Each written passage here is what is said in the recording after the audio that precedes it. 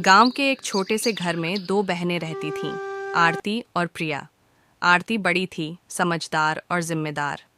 प्रिया छोटी थी, नटखट और जिद्दी।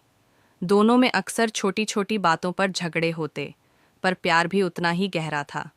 बचपन में प्रिया हर चीज में आरती से आगे निकलने की कोशिश करती, कभी दौड़ में, कभी पढ़ाई में और कभी माँ पापा का ध्यान खींचने में।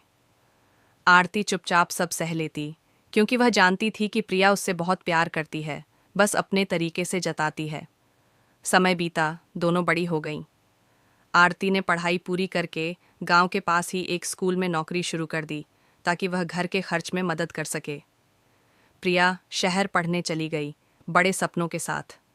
शुरुआत में फ़ोन और चिट्ठियों के जरिए बात होती रही, पर धीरे धीरे प्रिया की दुनिया बदल गई।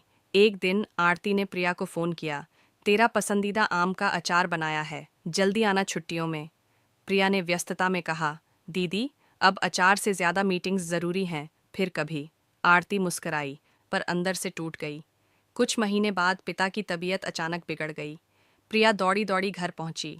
वहां उसने देखा कि आरती हर चीज़ का ध्यान रख रही थी, पापा की दवाइयों से लेकर माँ के आंसुओं तक। उस रात प्रिया चुपचाप आरती के पास आई और बोली, दीदी, तुमने हमेशा मेरे लिए सब कुछ किया, और मैं। आरती ने प्रिया को गले लगाते हुए कहा, तू जब खुश होती है तो लगता है मेरा सपना पूरा हो गया। प्रिया की आंखों से आंसू बह निकले। वह समझ चुकी थी कि रिश्तों की असली डोर दिखावे या बातों से नहीं, बल्कि निस्वार्थ प्रेम और त्याग से जुड़ी होती है।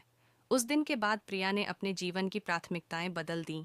अब वह हर छुट्टी में घर आती, आरती के साथ मिलकर माँ के अचार में मसाले डालती और हर बार कहती, अब तुझे अकेले नहीं चलना पड़ेगा दीदी।